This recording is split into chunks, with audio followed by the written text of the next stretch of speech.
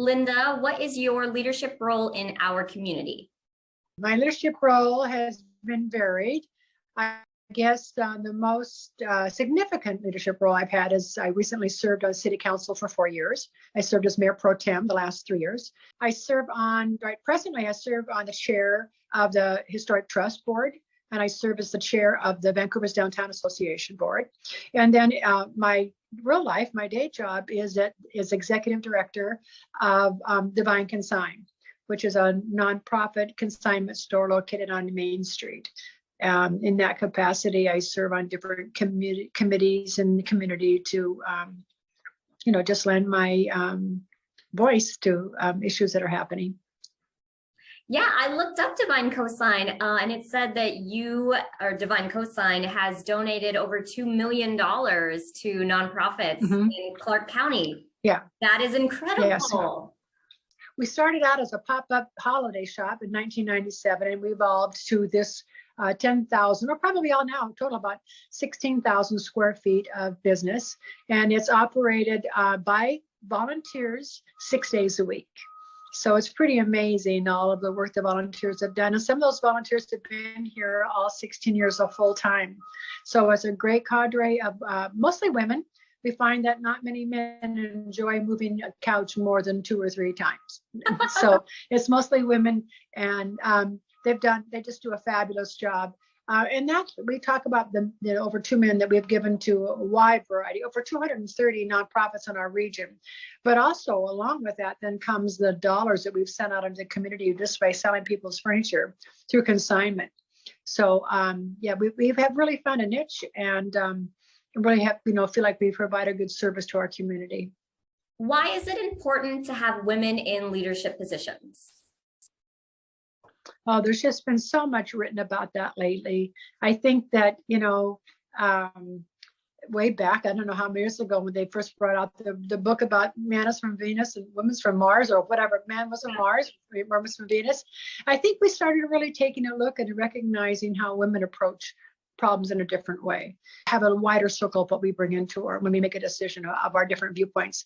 I think men, become, back to cave days, have been the warrior that is out trying to fight for the food and defend the family. And so I think their decisions are made a little bit more narrowly towards just the immediate group around them, or the immediate circumstances at that point. And I think women bring a wider viewpoint, and they also, I think, are a little more compassionate. Maybe not that so many men are compassionate. I'm not saying that, but I think women come at the problem as collaborators, and I think men sometimes come at the problem as defending their position.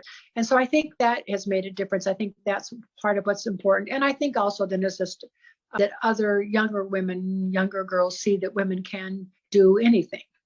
And I think it's important for them to see women in those kinds of roles, so that really does open up their eyes that they could be anything they want to be.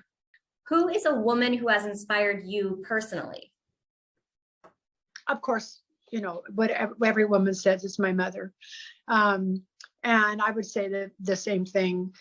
She died when I was only 14. Mm-hmm. So and I think it's remarkable, and I look back and see how much like her I am, and how much influence she had on me. So that shows that it's not only just environmental, but it's already also genetic. Yes. But was a leader in several organizations in our community as I was growing up, and often was chair and president of groups, and founded the very first art in the park idea of artists coming out and exhibiting their artwork in the park. She founded that and founded all those reviews that they do for the first one that had been in our community. So she did a lot of. She was very artistic, but she really was bold and took some chances and started some things in our community that really had an influence for years. In fact, that art show she started is still going on. So that's been, over 50 years. So I think she's really the person that gave me the confidence, take some chances and do something that was unique, or maybe the first time something happened. You come by your leadership honestly then. Mm-hmm. Runs in the family. Yeah. wouldn't have realized that for a long time, but looking back, I can say, oh, this is exactly where it's something she would have done. And I can often sometimes think, wouldn't she just be amazed if she could see something that, I took on. So yeah, that's kind of fun to think about. What achievement made by suffragettes, feminists, or women in general are you most thankful for? Of course, this time when we think of women's history, we really think of the suffragettes. That, when you read about what they did, they were up against so many people and looked down upon for coming out of the home and having a voice and opinion, and having to be brazen enough to stand up for their opinion. And they were really, pushed back. Of course, it was what the society, the culture did, that was push them back and try to, because they were so fierce and so scary, because it was a change. So you really have to admire them, because they were working singly. Some of them were in a town all by themselves. And some, were able to have a big enough group that they could bring them together. But I've read a few historical novels about them, and I just really have to admire the bravery and they were pushed back so many times, but they did it. What are some of the biggest challenges that you feel women face today? I think one of the biggest challenges and what holds women back is that we are the person who's responsible for really the caring of our children. Absolutely. And yes, in this culture now, men are so much more of a help. I look at my son-in-law and my friends and young people, they really see the husband and the father sees themselves as an equal partner in that. And I think that is so wonderful. But it really comes down to still the woman is the one who's still held responsible in the end for making sure the kids are being taken care of. And I think that holds us back in a lot of ways. And yet we wouldn't want it any differently. Somebody needs to be responsible for raising our kids. So, you can't say, I don't want that responsibility, because that's what moms are supposed to do. So I think that's what holds us back.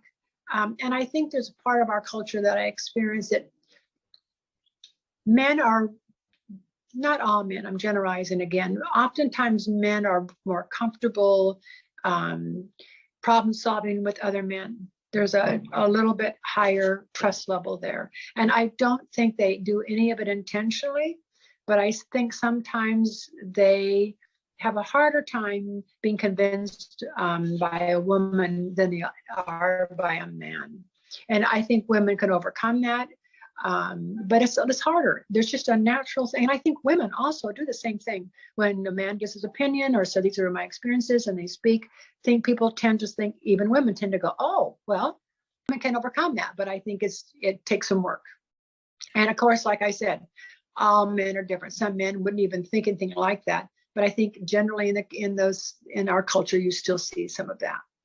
Yeah, absolutely. And I do feel like it's the men that behave like that are sort of the ones who insist on being in the spotlight and the leadership position. So I think we do see that more than we probably see the equal partnership.